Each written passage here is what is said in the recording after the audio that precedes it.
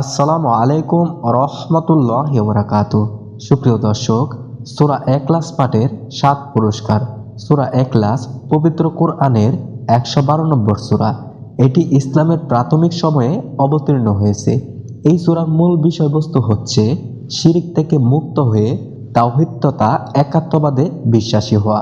আর এই মর্মার্থের ভিত্তিতে সূরাটির নামকরণ করা হয় সূরা ইখলাস।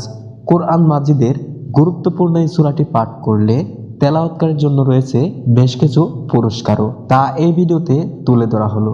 জান্নাতে বিশেষ প্রাসাদ নির্মাণ।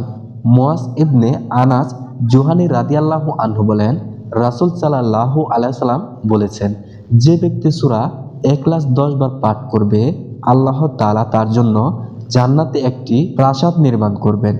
এই কথা শুনে ওমর ইবনে খাত্তাব রাদিয়াল্লাহু আনহু বলেন, তাহলে তো আমরা অনেক প্রাসাদের অধিকারী হয়ে যাব, অর্থাৎ অধিক হারে এই সূরা পাঠ করব, ফলে আল্লাহ তাআলা আমাদেরকে অনেক প্রাসাদ দান করবেন। রাসূল সাল্লাল্লাহু আলাইহি সাল্লাম বলেন, আল্লাহ তাআলা দান আরো প্রস্তুত। মুসনাদে আহমদ হাদিস নং 15610।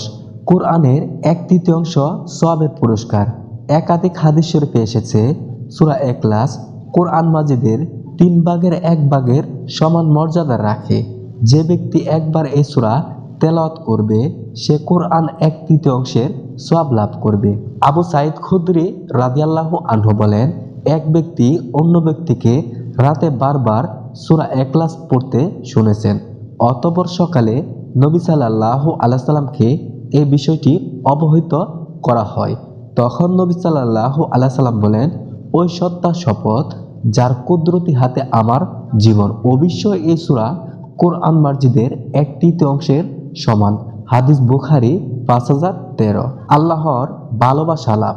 মুমিনের জীবনে সবচেয়ে বড় আরাধনা আল্লাহ তাআলার নৈকট্য ও ভালোবাসা অর্জন। যারা সূরা ইখলাস বেশি বেশি পাঠ করবে, তারা আল্লাহর নৈকট্য ও ভালোবাসা অর্জন করতে পারবে।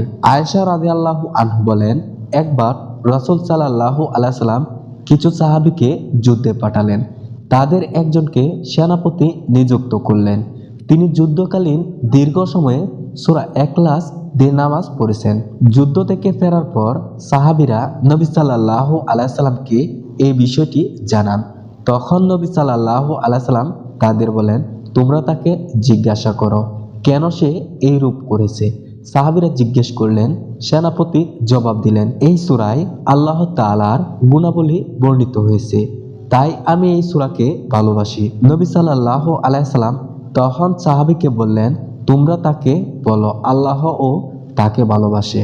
হাদিস বুখারী 7375। সূরা ইখলাস পাঠের ক্ষমার ঘোষণা। আবু হাসান খুজাইর রাহমাতুল্লাহি আলাইহি বলেন, জনৈক সাহাবী বর্ণনা করেছেন, নবীজি সাল্লাল্লাহু আলাইহি সাল্লামের সাথে সফরে ছিলেন। একদিন তার কাছে এমনভাবে বসা ছিলেন যে তার হাঁটু দুটি নবীজি সাল্লাল্লাহু আলাইহি সাল্লাম হাঁটুর সঙ্গে লেগেছিলেন। এই অবস্থায় এক লোককে শুনলেন সূরা কাফিরুন তেলাওয়াত করেছে। তা শুনে নবী সাল্লাল্লাহু আলাইহি সাল্লাম বলেন, সে শিরক থেকে পবিত্র হয়েছে। আরেক লোককে শুনলেন সূরা ইখলাস তেলাওয়াত করেছে। তখন তিনি বলেন, তাকে মাফ করে দেওয়া হয়েছে। সুনানে দারমি হাদিস নং 4369। সূরা ইখলাস পাঠে জাহান্নাম থেকে মুক্তি।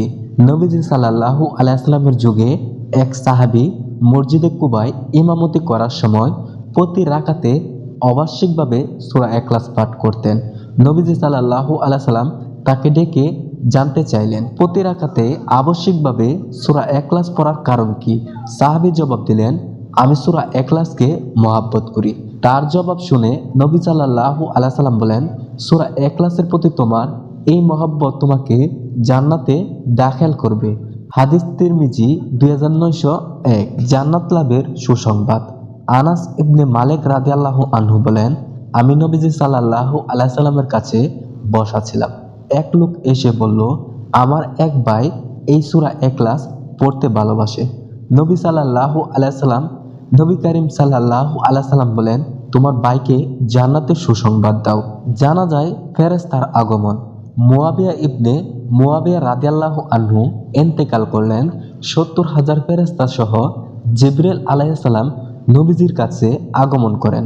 নবীজি সাল্লাল্লাহু আলাইহি সাল্লাম জিবরিল আলাইহিস সালাম ও এইসব ফেরেশতাদের নিয়ে তার জানাজায় শরীক হন। নামাজ শেষ হলে নবীজি জিজ্ঞেস করলেন, হে জিবরিল, কোন আমলের মাধ্যমে মুয়াবিয়া ইবনে মুয়াবিয়া এই উচ্চ মর্যাদায় অধিষ্ঠিত হয়েছে?